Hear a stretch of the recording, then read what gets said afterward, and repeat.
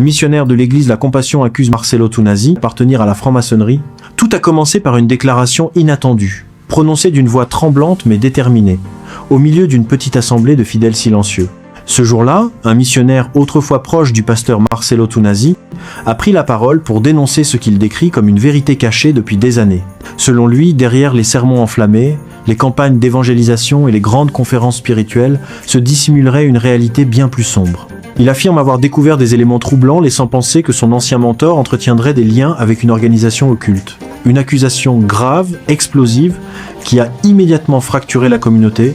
Le missionnaire raconte qu'au départ, il n'avait aucun doute. Il voyait en son pasteur un guide, un père spirituel, un homme choisi par Dieu. Pendant des années, il l'a suivi, servi, défendu. Il a participé à l'organisation des cultes, aux voyages missionnaires, aux grandes nuits de prière.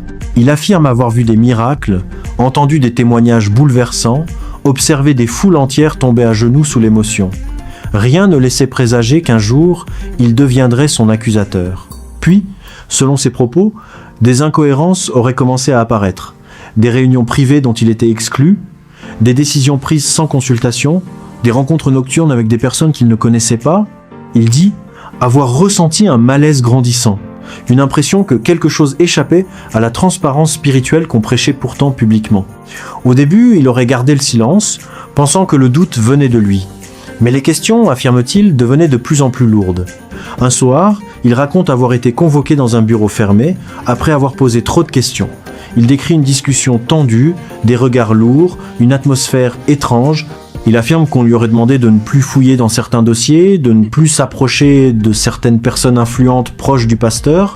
Ce serait à ce moment-là, dit-il, que la peur aurait commencé à remplacer la loyauté. Les semaines suivantes, selon son récit, il aurait découvert des documents qu'il considère comme suspects. Il parle de symboles qu'il ne comprenait pas, de conversations évoquant des alliances stratégiques, de soutien financier dont l'origine restait floue. Il affirme que ces éléments l'auraient conduit à soupçonner une appartenance à un réseau ésotérique. Il ne dit pas avoir vu une initiation ni assisté à un rituel. Il parle plutôt d'indices, de coïncidences, de signes qui, selon lui, ne pouvaient plus être ignorés. Lorsqu'il a décidé de parler, la réaction aurait été immédiate. Il affirme avoir reçu des appels lui demandant de se taire. Il évoque des pressions spirituelles, des menaces voilées, des accusations de trahison. On lui aurait reproché de vouloir diviser l'Église, de semer le doute parmi les fidèles. Il dit avoir perdu des amis, des collègues, des soutiens financiers. Son cercle se serait réduit à quelques proches convaincus qu'il disait sa vérité. Dans la communauté, les réactions ont été contrastées. Certains fidèles ont rejeté en bloc ces accusations, dénonçant une tentative de sabotage. Il rappelle le travail accompli par le pasteur, les œuvres sociales, les conversions, les vies transformées. Pour eux, il s'agit d'une attaque injuste, peut être motivée par une rancune personnelle ou un conflit interne. D'autres, en revanche, ont commencé à poser des questions. Ils demandent des clarifications, réclament plus de transparence sur la gestion et les alliances de l'Église. Le pasteur Marcello Tunasi, de son côté, aurait fermement nié toute appartenance à une organisation secrète. Il aurait qualifié ces accusations de mensonges destinées à ternir son ministère. Selon ses partisans, il s'agit d'une épreuve spirituelle, d'une attaque visant à déstabiliser l'œuvre en cours. Il parle de persécution, de jalousie, de guerre spirituelle. L'affaire a pris une ampleur inattendue. Sur les réseaux sociaux, les débats se multiplient.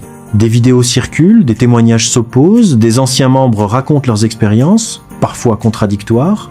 La frontière entre faits, interprétations et rumeurs devient floue. Chacun semble détenir une part de vérité, mais aucune preuve définitive ne vient confirmer les accusations. Au-delà des personnes, c'est toute la question du pouvoir spirituel qui se retrouve au centre de la discussion. Comment distinguer la foi sincère de l'influence excessive ? Où se situe la limite entre leadership charismatique et opacité inquiétante ? Le missionnaire affirme agir par conscience, convaincu que le silence ferait de lui un complice. Ses détracteurs l'accusent d'irresponsabilité et de diffamation. Aujourd'hui, la communauté est divisée. Certains ont quitté l'Église, incapables de supporter l'incertitude.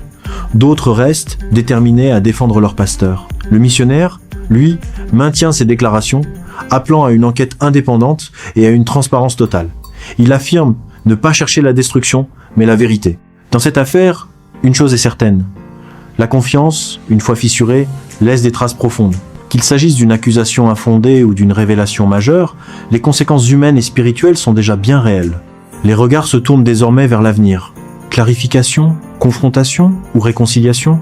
Seul le temps dira si cette tempête marquera la fin d'un ministère ou le début d'une transformation profonde. Le tumulte ne s'est pas arrêté au mur de l'église.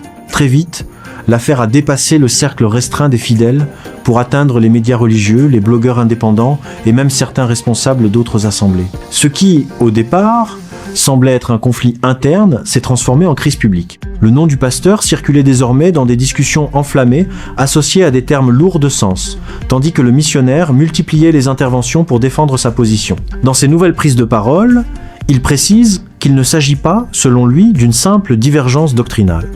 Il insiste sur le fait que ces soupçons ne sont pas nés d'un désaccord théologique, mais d'un enchaînement d'événements qu'il considère troublants. Il évoque des changements progressifs dans le discours du leadership, des orientations stratégiques qui privilégieraient, selon lui, l'influence et le pouvoir plutôt que la simplicité évangélique.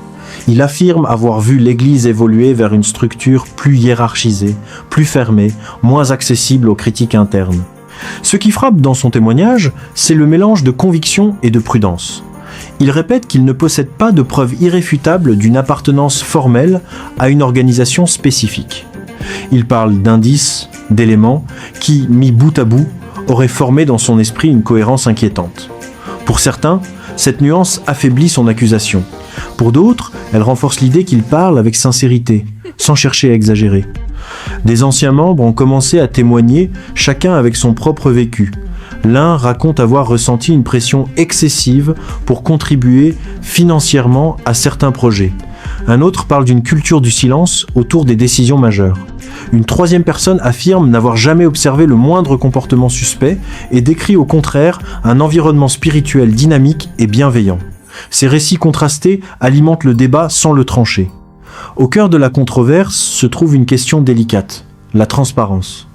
Dans les organisations religieuses, la confiance repose souvent sur la conviction que les dirigeants agissent avec intégrité.